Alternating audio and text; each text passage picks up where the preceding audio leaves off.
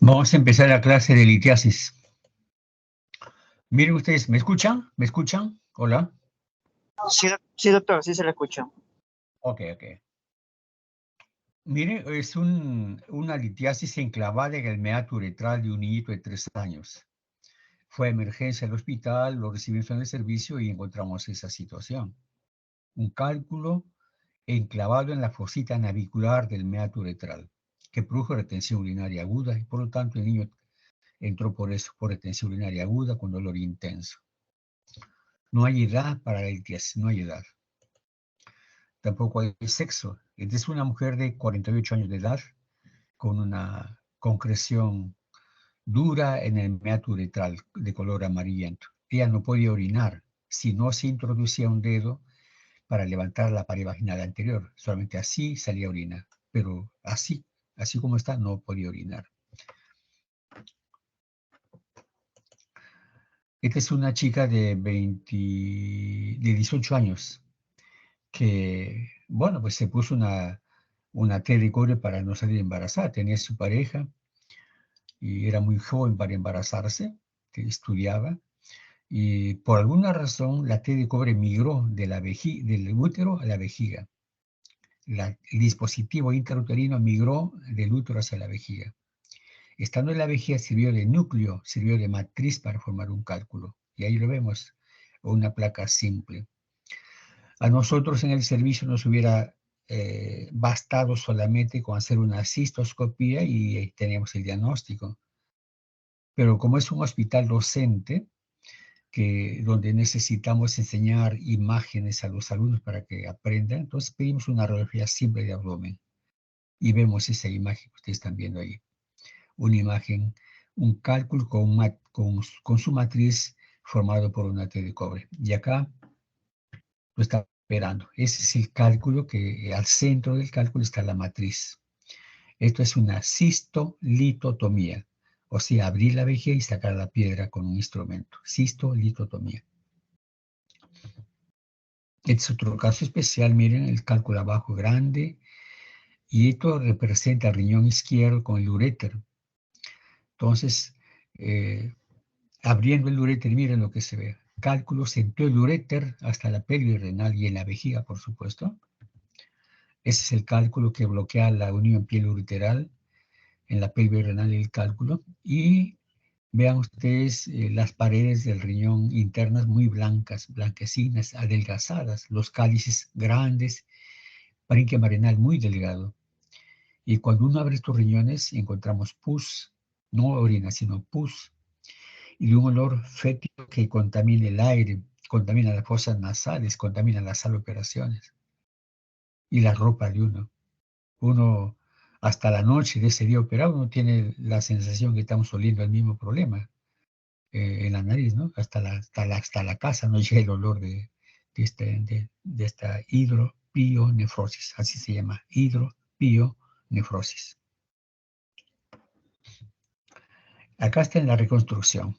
La parte blanca es la vejiga, ahí está el cálculo grande y todo el uréter izquierdo con el cálculo en la pelvis renal en la parte superior. Es otra imagen que nos manda ginecología con diagnóstico de tumoración vesical. Ahí miren ustedes la imagen, ven, ahí dice tumoración vesical en la ecografía. Pero no es la imagen para nosotros de un tumor vesical, así no se ve el tumor vesical. Entonces también acá nos hubiera bastado hacer una cistoscopia y punto, pero pedimos una radiografía de pelvis para ver bien. Miren lo que se ve en esa radiografía de pelvis.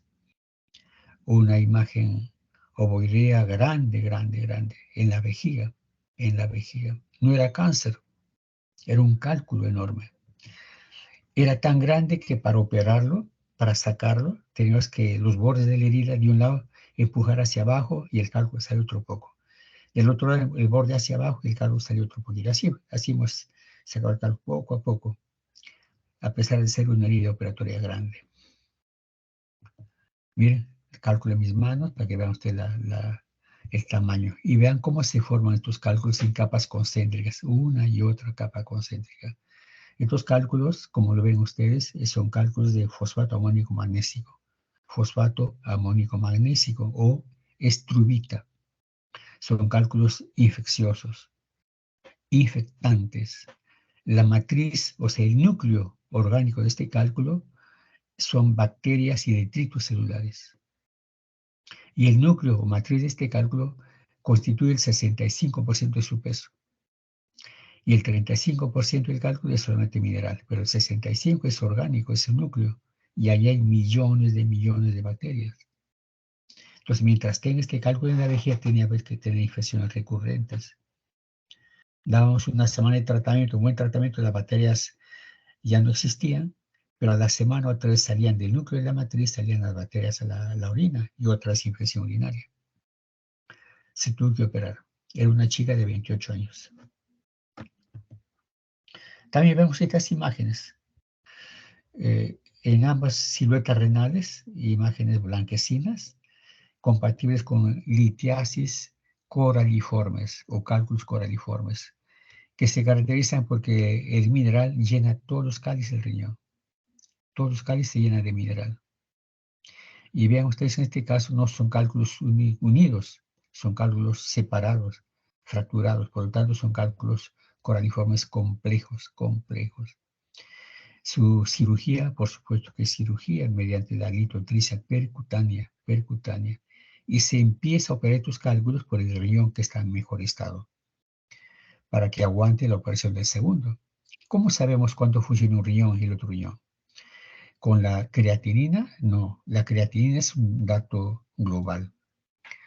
La depuración de creatinina tampoco. La depuración de creatinina es un dato global de ambos riñones. Así no sabemos cuánto está funcionando el riñón derecho y cuánto funciona el riñón izquierdo.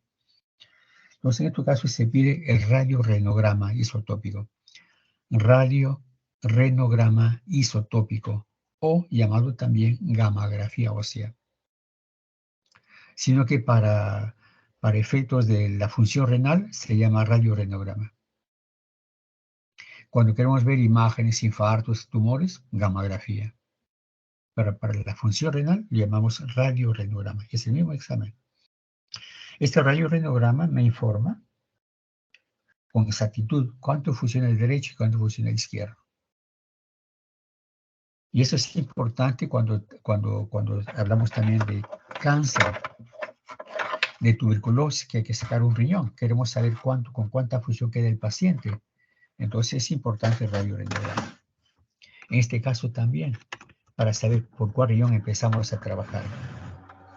Se empieza entonces a trabajar por el riñón que tiene mejor función. Y después el segundo paso es operar el riñón de menor función.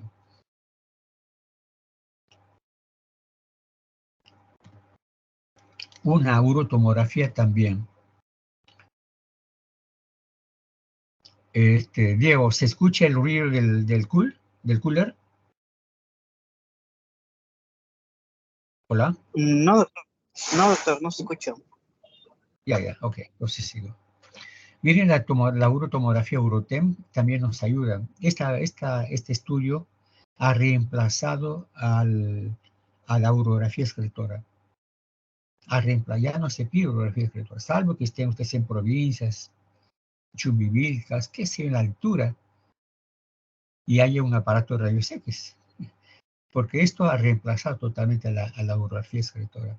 Antes la urografía la hacemos nosotros, los residentes de urología, los médicos.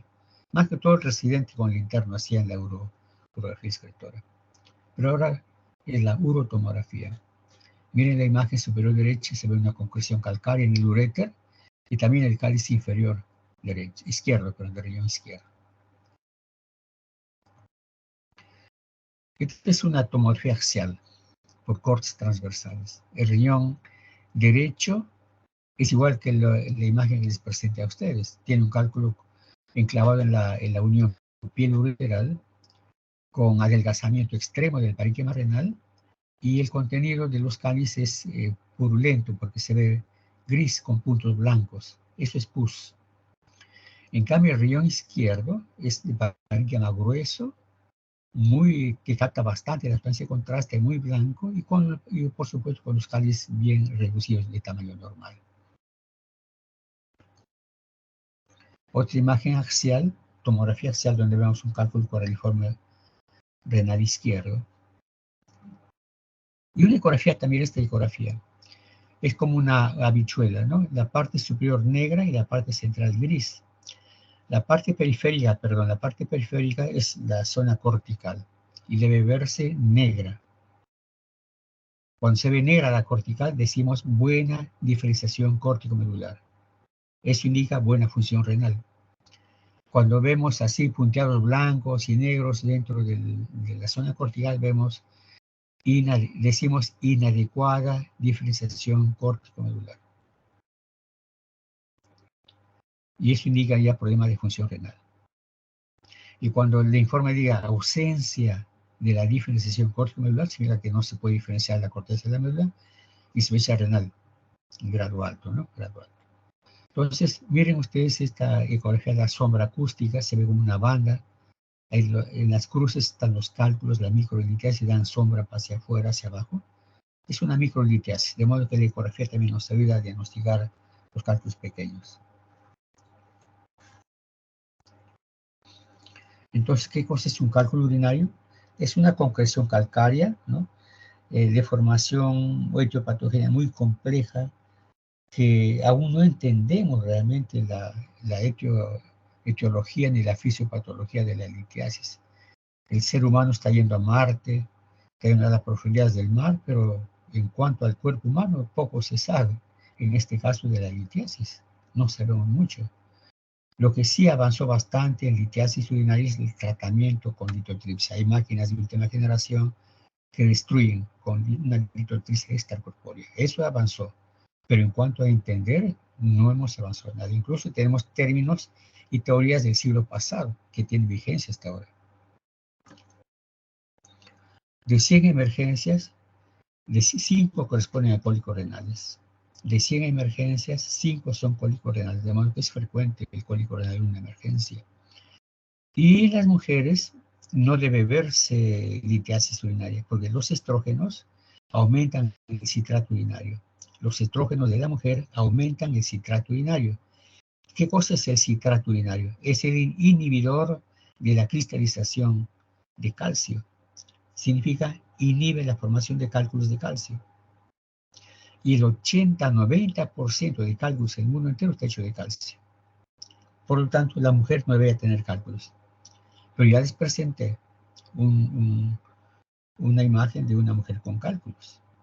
De modo que esta es una parte muy... Esto forma parte de todo lo que es la etiopatogenia, pero formará pues el 5 o 10%. El resto no sabemos, no conocemos mucho.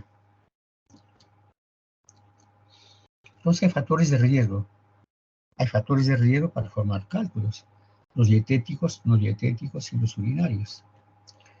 Los no dietéticos tienen que ver con la familia, ¿no? El papá con cálculos, el hijo 2.5 veces más riesgo para hacer cálculos también. Eso es de cajón, como decimos. Es porque hay una herencia poligénica. ¿Qué significa eso?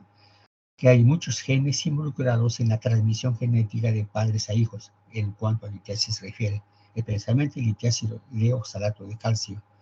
Litiasis de oxalato de calcio. Ahí está la herencia poligénica.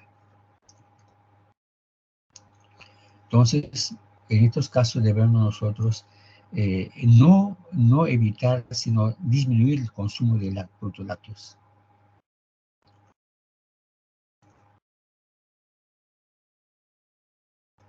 También hay enfermedades que no tienen que ver con la dieta, que es el hiperparatiroidismo primario, la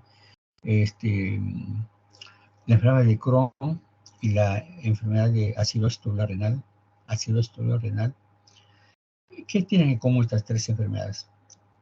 La parte común es que forman una orina muy ácida. De por sí, la orina tiene un pH ácido.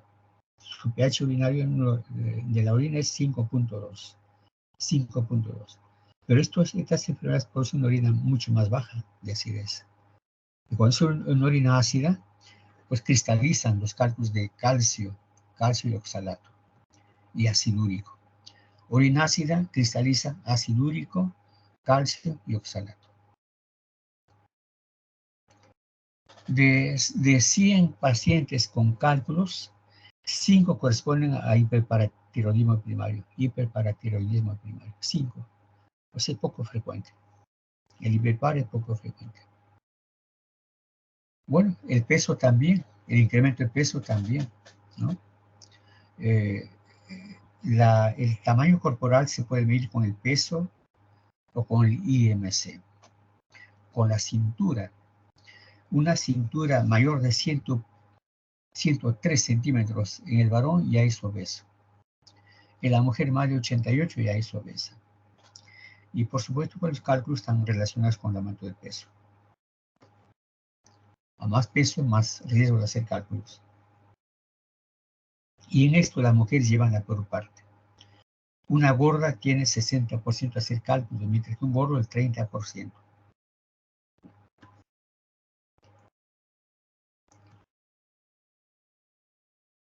Antes pensábamos que el paciente que tiene gota, o sea, el ácido úrico alto en la sangre, y produce pues, la gota en el piel del hombre, produce las artritis gotósicas, como en este caso mis hermanos gotosas.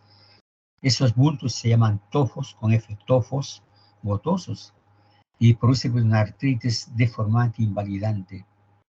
Pensábamos antes de que quien tiene este problema no hace cálculos urinarios, pero Borgi demostró que sí. Es un investigador italiano, Borgi, demostró que sí, que estos pacientes que tienen hiperuricemia, hacen cálculos en la vía urinaria. Igual, una diabética hace cálculos, un diabético no hace cálculos. Una diabética tiene riesgo de hacer cálculos, mientras un diabético no. Los ambientales tienen que ver con la ingesta de líquidos, con el acceso al agua, ¿no? A haber menor ingesta de líquidos, habrá menor diuresis. Y por supuesto, el riesgo de hacer cálculos es bastante elevado. A menor diuresis, más formación de cálculos. Entre los dietéticos, hablamos de los macronutrientes y los micronutrientes. Los macro, las proteínas, y los micro, los minerales y vitaminas. Están involucrados con la litiasis. Ahí está Borgi, el investigador italiano. Este es un trabajo de él, que no se ha podido verificar ni hacer el mismo en otros lados. No hay un estudio metacéntrico que valide el trabajo de Borgi, pero los trae, porque es un trabajo de él. A los pacientes con litiasis cálcica, nosotros le prohibimos el calcio y el oxalato. Él hizo lo contrario. Dio una dieta alta en calcio a sus pacientes. ¿Y qué sucedió? Redujo en 50% la formación de cálculos. Pero ya digo, no ha sido verificado este trabajo.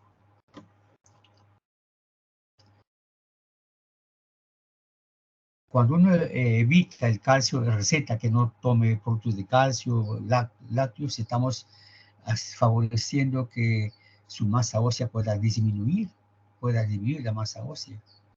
Y entonces estamos en problemas de osteopenia y osteoporosis. Por esa razón es que los productos cálcicos de las farmacias lo venden unido a vitamina D.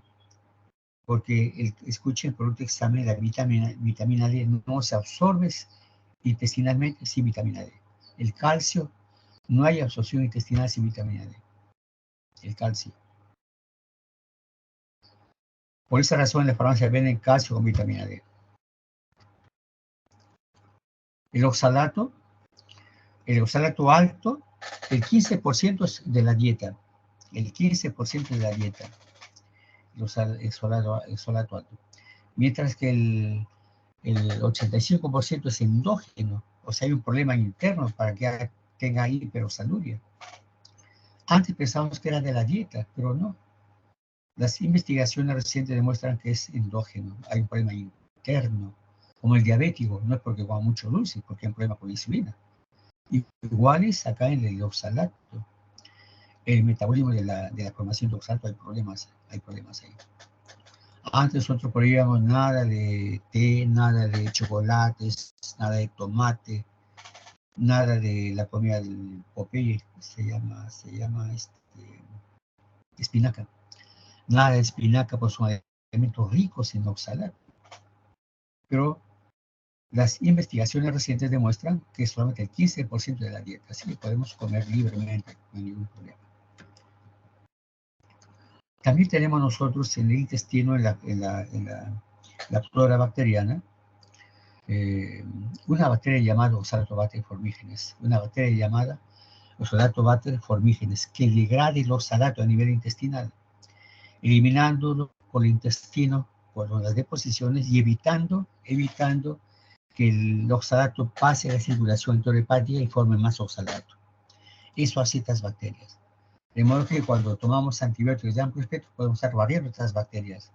Y si por ahí hay un atracón de lácteos, estamos formando cálculos. Son cálculos por accidente.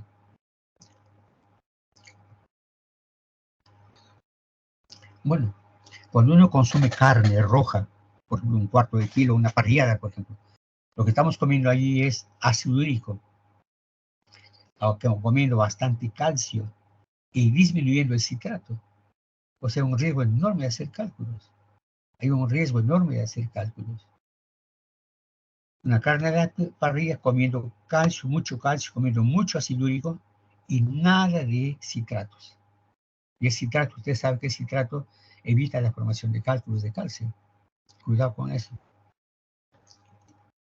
Un flacuchento también, con IMC menos de 25, si tiene este problema de la ingesta, va a hacer cálculos mucho más rápido que otro que tenga más peso. La comida salada, los chisitos, todo la leche soda, todo lo que tenga sal, huevo con sal, palta con sal, qué sé yo, estamos nosotros aumentando la excreción de calcio. Toda comida salada incrementa la excreción urinaria de calcio. Todo dulce, excepto de la torta, el blanquito de la torta, es sacarosa. Cuando uno consume eso, estamos también incrementando la excreción de calcio. Y por supuesto el riesgo de hacer cálculos es grande. El potasio, ¿dónde lo encontramos el potasio? En las bananas, en los plátanos, en el tomate, perdón, en la palta y la naranja. Ahí encontramos nosotros el citrato. ¿Qué pasa con el potasio? Aumenta la porción de citrato. La palta aumenta la porción de citrato. El plátano aumenta la porción de citrato. La naranja aumenta la porción de citrato. De esta forma tenemos menos cálculos. Pero ojo con esto. Ojo. En el jugo de naranja hay ácido ascórbico. Y el ácido ascórbico interviene en la vía biosintética del ácido glioxílico, con G de gato. Vía del glioxílico, ácido glioxílico, cuyo producto final es el oxalato. Entonces, a mayor cantidad de ingesta de jugo de naranja, estamos favoreciendo la formación de oxalato. Sí, medirlo, naranja, medirlo nomás, no tanto. El magnesio lo encontramos en otros productos oleaginosos secos, en el germen de trigo. ¿Qué hace lo que hace estos productos en el tubo digestivo? ¿No? Reduce la absorción de calcio, de oxalato, reduce, y por lo tanto disminuye la saturación urinaria de oxalato de calcio. Estos alimentos disminuyen la saturación urinaria de oxalato. ¿Por qué? Porque reducen la absorción intestinal de calcio, de oxalato. Bueno, también tenemos la vitamina B6. La vitamina B6 el déficit favorece la nefrocalcinosis en la hiperoxaluria primaria tipo 1. Entonces, la vitamina B6 es importante para evitar la formación de cálculo de oxalato, el consumo de esto, especialmente en niños, en el embarazo, porque la nefrocalcinosis se ve en niños. ¿Y cómo es la nefrocalcinosis? ¿Forman cálculos? Sí, forman cálculos. ¿Qué más? El riñón mismo se calcifica. El riñón se va calcificando hasta que se vuelve una piedra. Pierde función y el niño muere precozmente por insuficiencia renal. En una radiografía simple se ve las células renales blancas. ¿Cómo evitamos esto? Con el consumo de vitamina B6.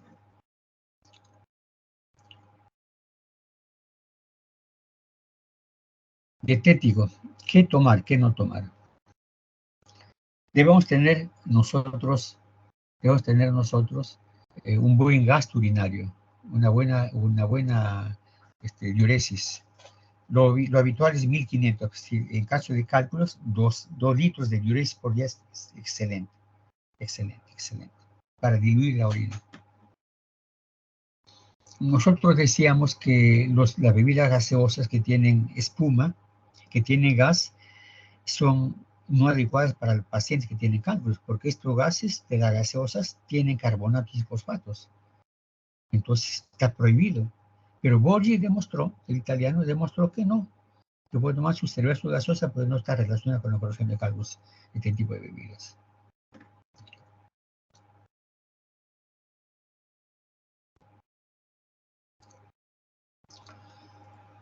Bien, cuando hablamos de cálculos urinarios, el cálculo no es que se habla más de lo normal, las cifras más de lo normal. Por ejemplo, de calcio, lo normal es 4 miligramos por kilo de peso por día.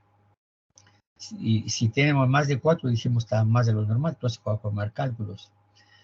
El oxalato, hasta 45 miligramos en 24 horas, en orina de 24 horas. Más de eso, hablamos de hiperoxaluria, donde decimos va a formar cálculos. No, no se trata de eso la formación de cálculos. Se trata de la concentración. Los cálculos urinarios son una enfermedad de concentración, no más allá de lo normal. Por ejemplo, hablando de calcio, tiene que haber una orina concentrada, más de 150 miligramos de calcio por litro de orina, y es una orina concentrada. Y por supuesto va a formar cálculo de calcio.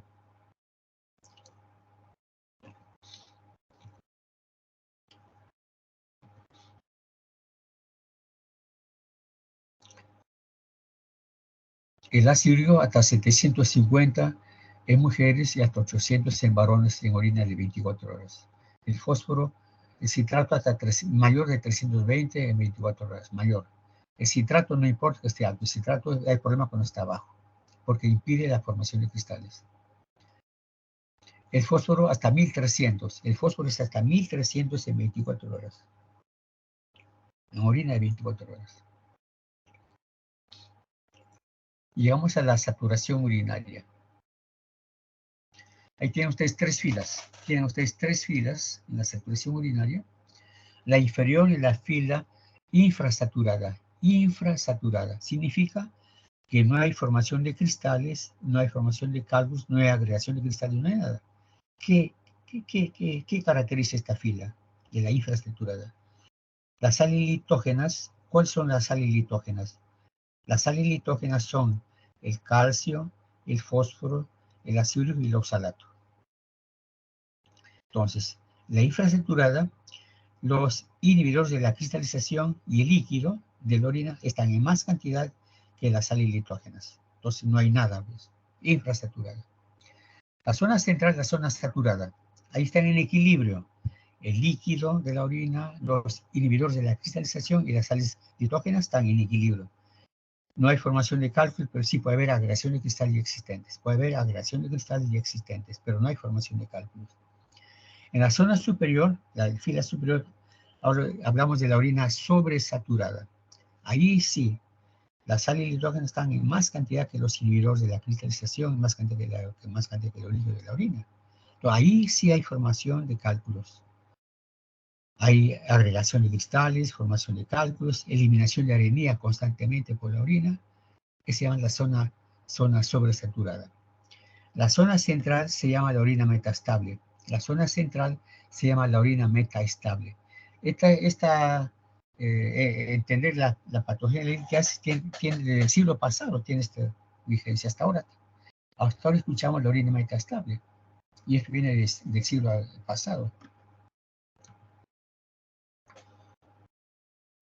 hay litiasis urinaria en cuanto a los factores intrínsecos. El intrínseco tiene que estar dentro del cuerpo, y el extrínseco fuera del cuerpo. El intrínseco tiene que ver con factores raciales, que lo hemos visto ya, la raza, la predisposición genética, la herencia poligénica, ¿no? Sin embargo, hay etnias también, hay etnias. La etnia del altiplano de Sudamérica no forma cálculos, tiene otro problema con el intestino grueso, no el megacolon por su tipo de alimentación, pero no hay cálculos en el altiplano de Sudamérica. Pero en la India, en los indios de la India, ahí sí hay, es el país más litógeno del mundo entero. En todo lado encontramos cálculos ahí. Los extrínsecos fuera del cuerpo, el clima, la ingesta de líquidos, ya dijimos, factores socioeconómicos tienen que ver con la dieta.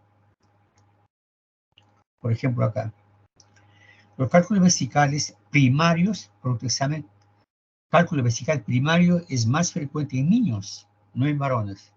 Primario, hablo de cálculo primario, en niños. ¿Por qué? Por su tipo de alimentación, que es láctea. En esta zona de las Américas, si el niño no come, la mamá se contenta porque toma su leche, ya se contentó con eso. Entonces la alimentación es láctea. Los niños entonces forman cálculos vesicales primarios. En cambio, los adultos, un cálculo vesical en los adultos es por migración de un cálculo de la riñón a la vejiga mediante cólico, o porque hay cuerpos extraños en la vejiga. Los cálculos renales se ven mucho en los países desarrollados por su dieta, por su tipo de alimentación. La alimentación cárnea a base alta en proteínas, carbohidratos refinados, todo eso hace que haya pues, una disposición para formar piedras en los cálculos renales. Sin embargo, en estos países desarrollados hay colectivos veganos y vegetarianos que ellos sí no tienen litiasis, pero los demás sí, los demás sí. Imagínense ahí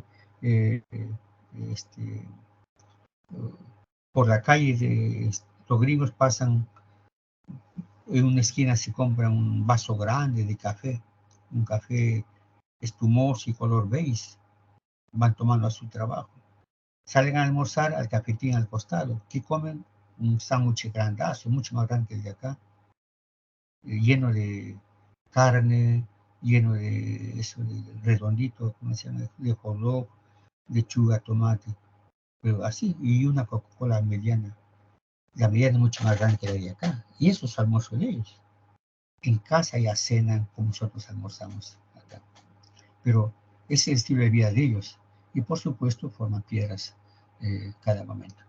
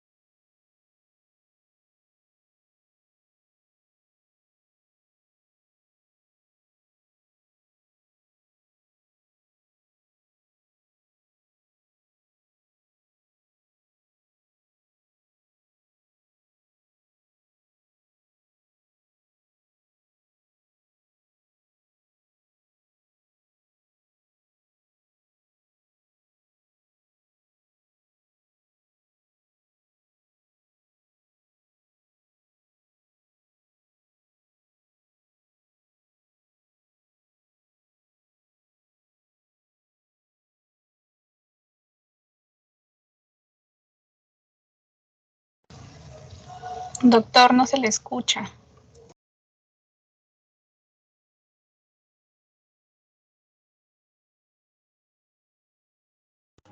Hola, ¿me escuchan? Hola. Sí, doctor, ahora sí. No, me salí informe.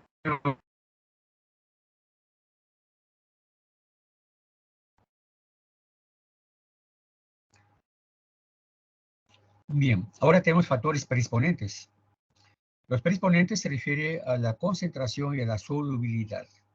La concentración es cuando hablamos nosotros, hay poco volumen urinario y muchas sales litógenas. Entonces hablamos de hipercalciuria, hiperoxaluria, hiperfosfaturia, hiperuricosuria. Y la solubilidad tiene que ver con el pH urinario. ¿Qué significa eso? El mineral puede estar en la orina, pero ahí, en la orina, sin cristalizar, porque hay inhibidores de la cristalización.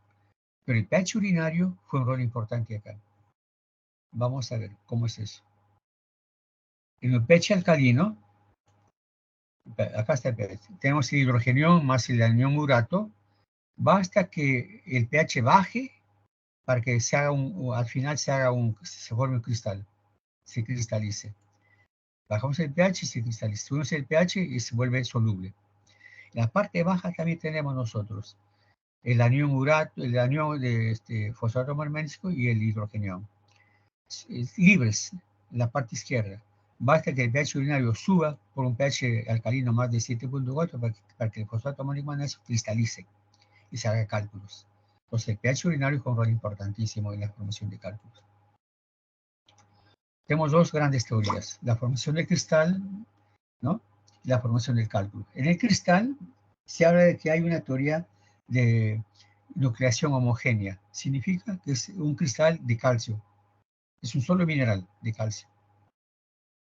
En cambio, heterogénea, cuando hay varios, un cálculo mixto, un cristal mixto, porque tiene redes cristalinas similares, oxalato de calcio, ácido con calcio, y todo eso. Entonces, cristales heterogéneos son dos sustancias y homogéneos una sola sustancia. Para la formación del cálculo tenemos también dos grandes teorías, la nucleación homogénea y la nucleación heterogénea, las partículas fijas y partículas libres. Las libres, escúcheme acá, significa partículas significa cristales. Los cristales se unen por fuerzas cinéticas y químicas y van formando cálculos grandes y se deposita a veces en los cálices y en la pelvis. Nucleación de partículas libres, fuerzas cinéticas y químicas que se unen en cristales, formando macrocristales. Las partículas fijas llamadas teoría de placas de Randall, teoría de placas de Randall. ¿Qué implica esta teoría? Escúchenme. Tiene que haber una orina sobresaturada, por ejemplo, de calcio. Una orina sobresaturada de calcio pasa por el túbulo proximal. Está tan llena de calcio que precipita al piso del túbulo. Y no solo precipita, sino que atraviesa el piso del túbulo y cristaliza debajo del epitelio. Y el epitelio que está por encima del cristal se necrosa y cae a la luz del túbulo. Y una orina muy saturada de calcio forma la matriz del cristal y forma cristales. Y va creciendo el cristal, va creciendo. ¿Y hacia dónde va este cristal? La sal de Henle, ascendente, descendente, al túbulo proximal, y después del túbulo proximal va al sistema colector. ¿A dónde va el sistema colector? Al cáliz. Escúcheme acá ahora. Ven ustedes un cáliz del riñón, medio triangular. Bueno, el techo del cáliz es como un salero. El techo del cáliz de la pirámide renal es un salero. Ustedes voltean hacia abajo el salero y cae bastante sal porque tiene orificios. La tapita tiene orificios. Igual es la pirámide renal. El techo del cáliz es con huequitos. Por ahí filtra la orina y cae al cáliz, cae a la pelvis y una orina. Pero por ahí filtran también los cristales. Y va cayendo al cáliz y cae a la pelvis y ahí va creciendo. Esa es la teoría de placas de Randall. Miren ustedes la matriz, el núcleo orgánico del cálculo. El más duro es el calcio, el ácido úrico, porque su matriz orgánica es el 2%. Y el mineral 98%, por un examen. El cálculo menos duro que el ácido es el calcio, porque su núcleo es el 97%. En cambio, el infeccioso es el 35% del mineral, por lo tanto es el más blando.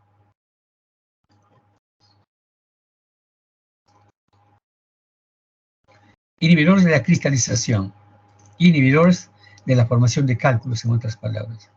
El citrato es para el calcio, el pirofosfato para el fósforo, el magnesio para el oxalato y el albupurinol para el ácido úrico.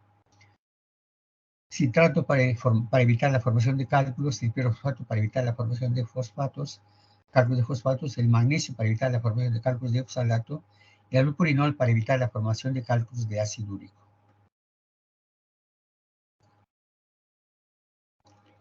¿Alguna pregunta hasta acá?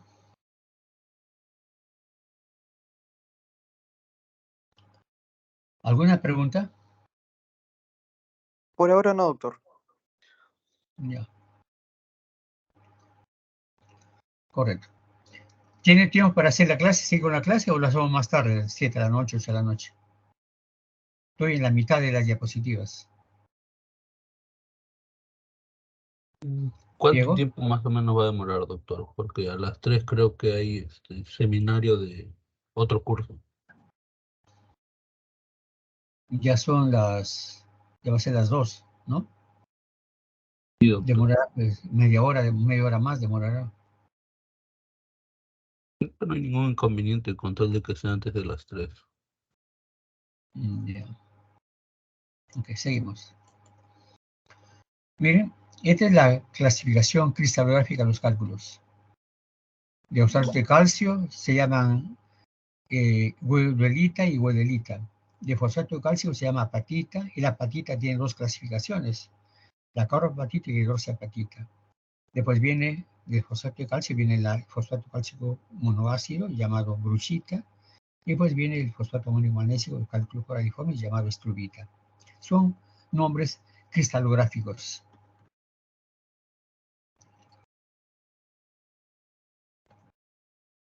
Cálculos muy opacos en una radiografía simple es de oxalato de calcio. No muy opacos, de estrubita, fosfato amonio magnesio. Levemente opacos, cistina, pero hasta ahora no he visto cistina, no he visto cálculo de cistina.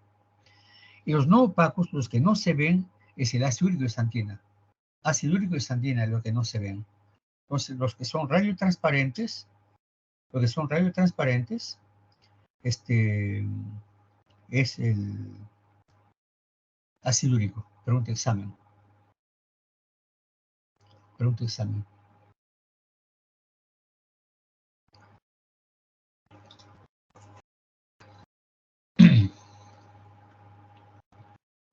Es un cálculo coraliforme, es levemente opaco. Este es un cálculo de calcio bien blanco, el lado riñón izquierdo y derecho. Como decía, el 80-85% de cálculos del mundo entero está hecho de calcio. Nos vamos a algo del calcio. El calcio entra por la boca, entra por la dieta y se absorbe en el duodeno por transporte activo y en el ayuno por difusión facilitada. ¿Dónde se absorbe más? En el ayuno, porque tiene más superficie de absorción, es más largo y el quimo pasa lentamente y permite mayor absorción. Pues cuando hablamos de hipercalciuria absortiva, hablamos de hipercalciuria ayunal. ¿Quién hace la homeostasis del calcio en el cuerpo? Hay 4 instancias. La paratormona, el hueso, la vitamina D y el riñón. Hay 4 instancias de homeostasis del calcio en el riñón. La paratormona es bien sensible. Basta que baje 0.1 miligramos de calcio iónico en la sangre para que salga disparada la paratormona. ¿Y a dónde va la paratormona? Va al hueso, de frente al hueso. ¿Para qué? Para sacar calcio, a fin de nivelar el calcio en la sangre. Entonces el calcio baja en la sangre, sale disparada la paratormona. Al hueso saca el calcio del hueso y nivela el calcio en la sangre, pero también produce más calcio en la orina, hipercalciuria.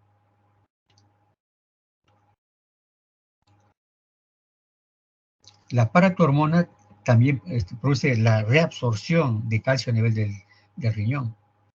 La paratormona produce reabsorción tubular de calcio en el proximal y en el distal. Y por supuesto, ayuda a retener el calcio.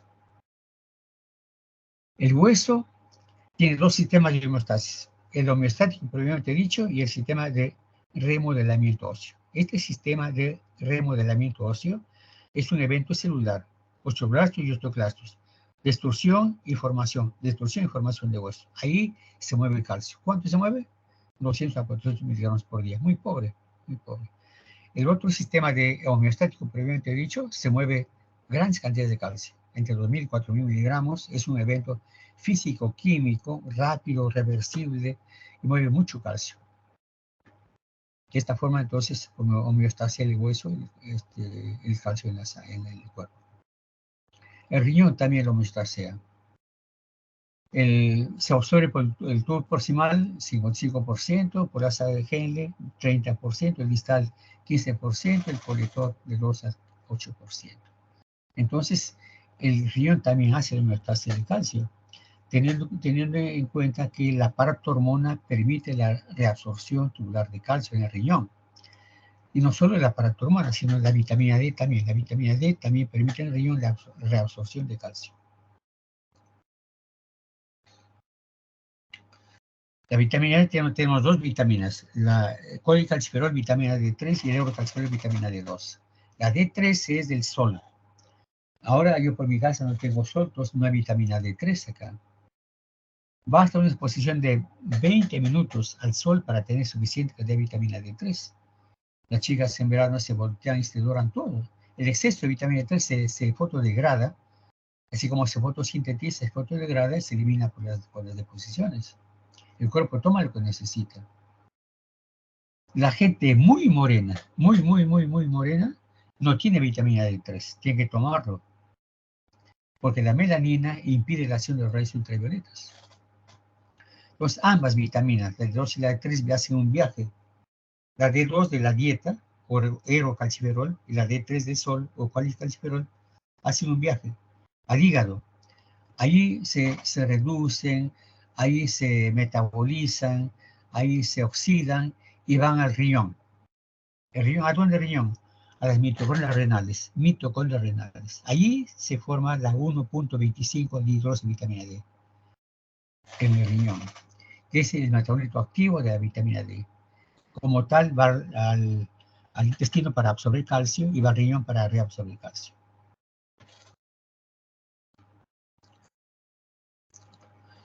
Hay tres tipos de hipercalciuria.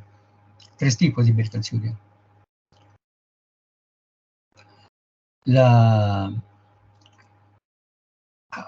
absortiva, que es el 60% de los casos, la renal el 10% y la resortiva, o sea, de la paratormona, el 5%.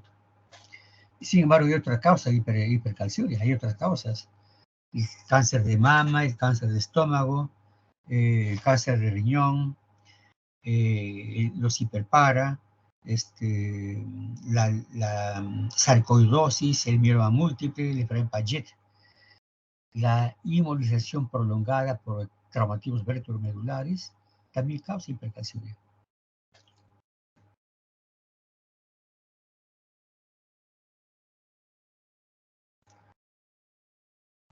Ahí está. Hay tres tipos de hipercalciuria absortiva, tres tipos, tipo 1, tipo 2, tipo 3. En la tipo 1, el calcio es más de 200 miligramos en ayunas. El calcio en orina es más de 200 en ayunas. Es la tipo 1. ¿Dónde vemos la tipo 1? Lo vemos en el verano. La hipercalciuria absortiva tipo 1 lo vemos en el verano. En invierno no hay tipo 1. La tipo 2, el calcio en orina está normal, pero forma cálculos. ¿Y de qué? De calcio. Entonces, ¿cómo descubrimos, cómo diagnosticamos el tipo 2? Mediante una dieta alta en calcio. Una dieta alta en calcio de hipercalciuria absortiva tipo 2.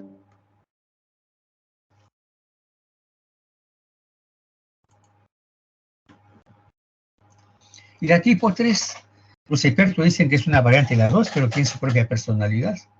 Hipercalciuria, hiperfosfaturia, hipofosfatemia.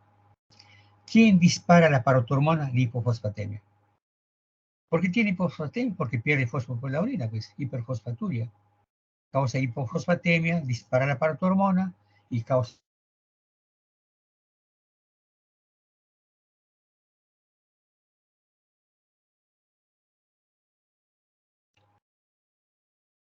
Resumiendo, las tres hipercalciurias. Ahí está. Dieta pobre, dieta alta en calcio y la hipofosfatemia. La hipercalciuria renal se ve en el abuso de corticoterapia. Los que tienen problemas de piel, de artritis, consumen mucho corticoterapia, asma, hacen hipercalciuria renal. También los que utilizan diuréticos no tiazídicos, con la furosemida, el tramterene, o la ácido renal, la ácido metabólica, causa hipercalciuria renal. La resortiva, cualquier hiperpara, primario o secundario.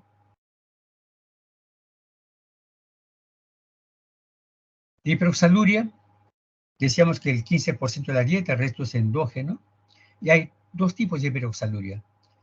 Primaria tipo 1, primaria tipo 2, ambos con defectos enzimáticos y compatibles con la vida, pero que causan hiperoxaluria y causan cálculos de oxalato de calcio. Antes, escúchenme señoritas, se trataba la obesidad con recesión intestinal. Se sacaba 2-3 metros de intestino delgado y con eso bajaban de peso.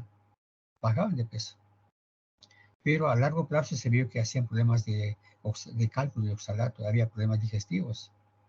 Entonces ya no se hace ese tipo de cirugías. Hoy se hace la banda gástrica, pero no sabemos a largo plazo qué va a pasar con la banda gástrica.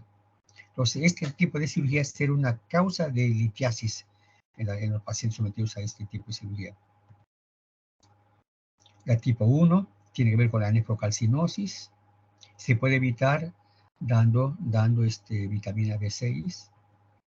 La tipo 2 también es compatible con la vida, el efecto enzimático.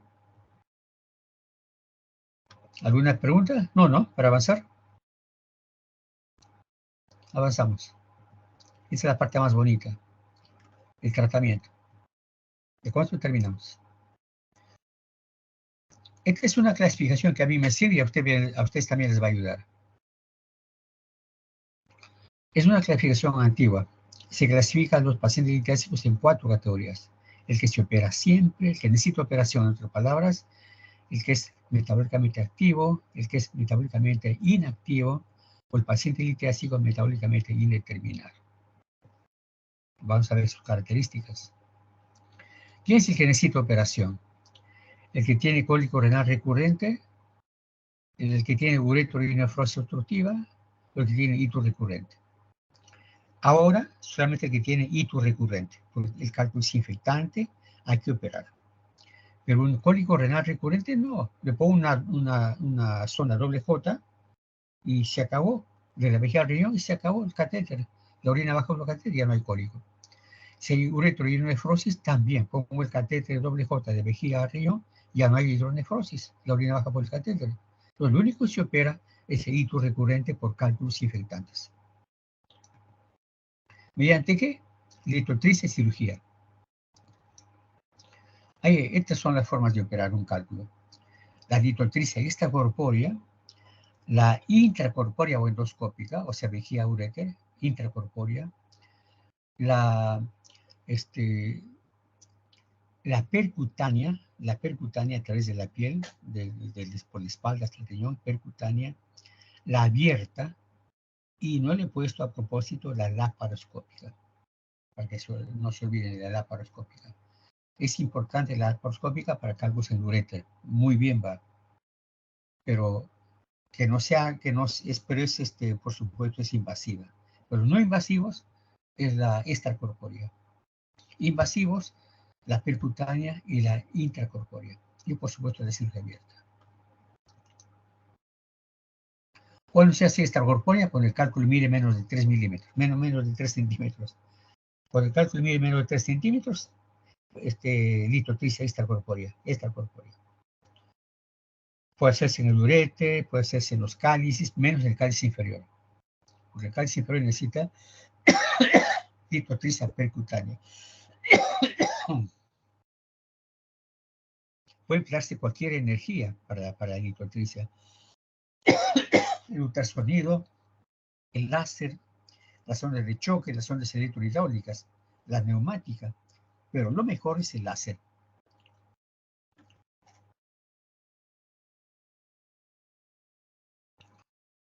Ojo con esto, jóvenes, no se hace litotricia si hay infección urinaria. Está contraindicado, porque causa sepsis y causa muerte del paciente. Cuidadito con eso. No litotricia, ningún tipo de litotricia con infección urinaria.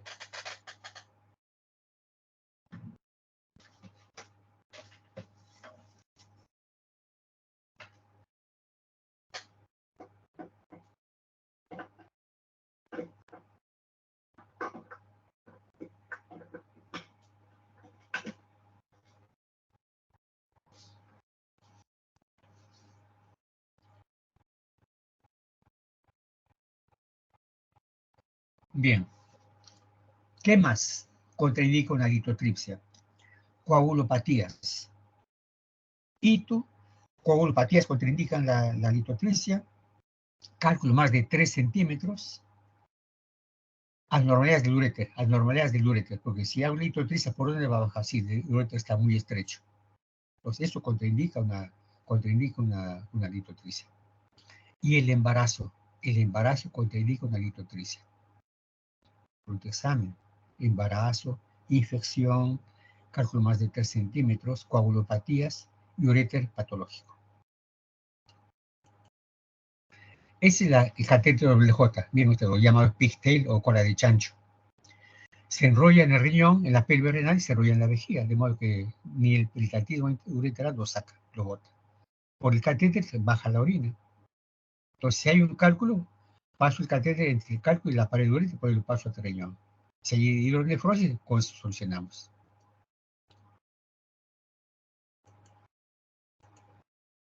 Bueno, este es cómo se hace la litotripsia. Miren ustedes, el área lumbar queda al aire, totalmente al aire.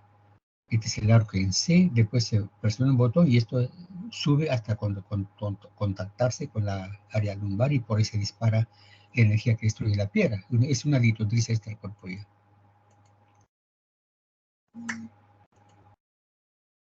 Ahí está. Así es. La litotripsia. Y esto se recoge en una litotripsia extracorpórea. Esto se recoge. Con la irrigación, ya lo dijimos.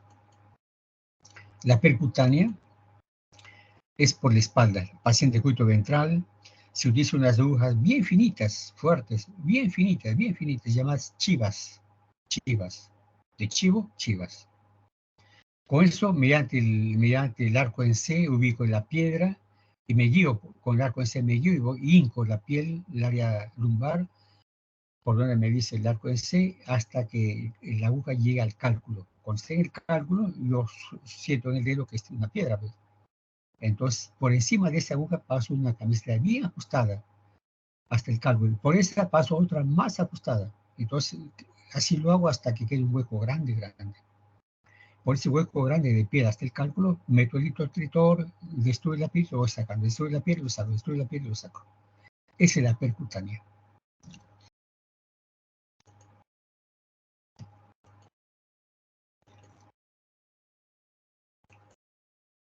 Complicaciones de la percutánea. Imagínense, desde la piel de la espalda hasta el riñón, hay complicaciones.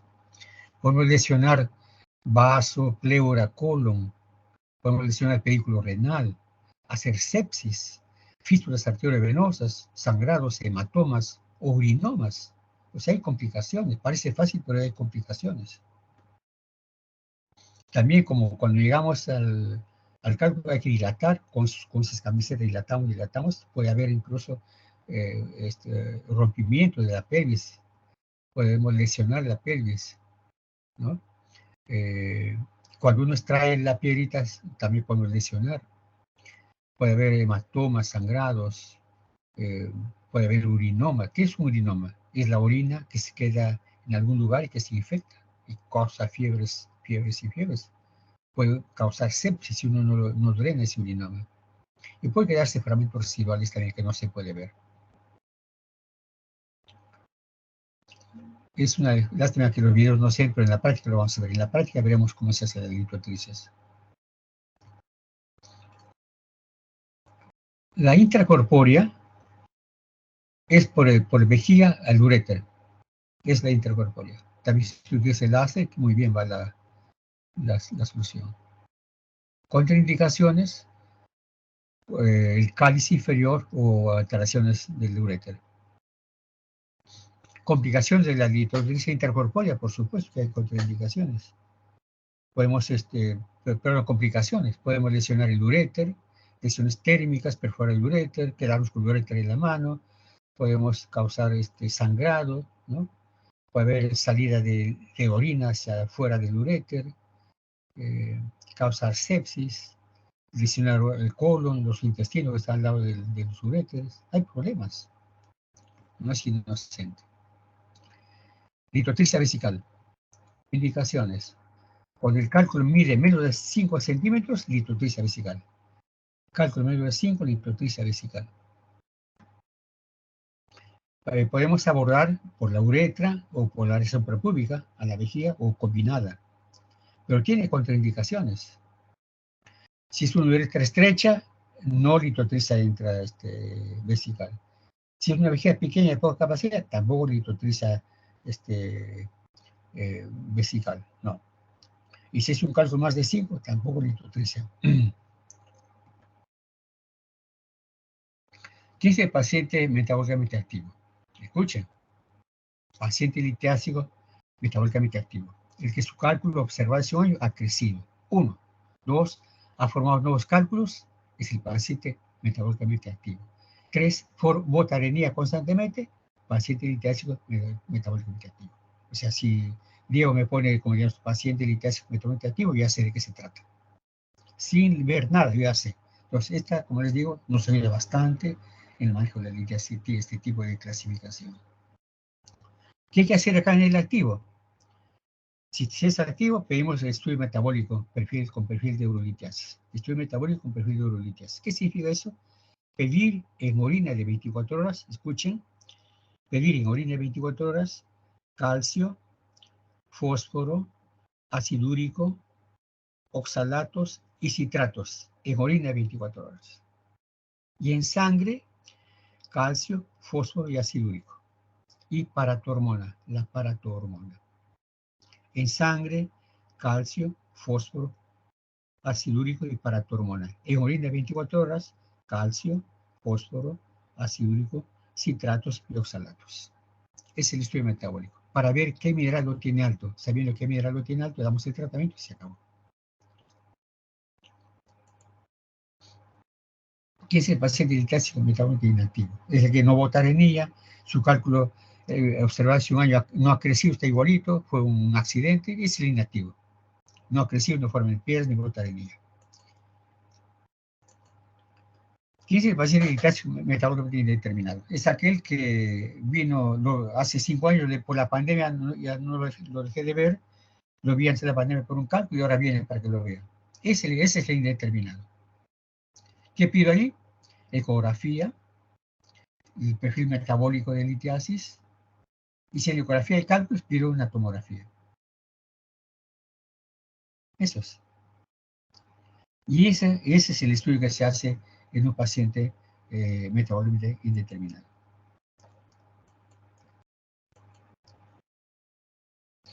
Entonces, 2/3 de estos pacientes se reclasificaron con inactivos. Bueno, y esta pregunta lo dejo para después. Para después lo dejo. Y acá termina la clase. Sé que tiene clase. Y Diego, a veces en la noche hacemos la práctica clínica de litiasis en la noche. Una media horita nada más. Diego.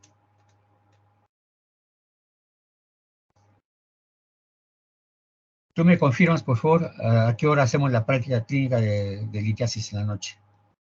¿El día de hoy o mañana? ¿Alguna pregunta hasta acá? ¿Alguna pregunta?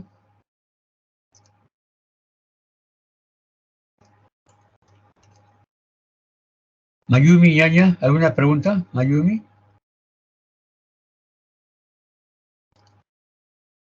Lady Noriega.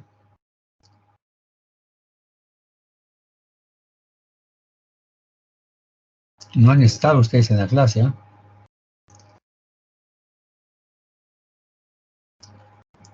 No les escucho. Doctor Sí, Bocanegra, sí, doctor, sí se le escucha.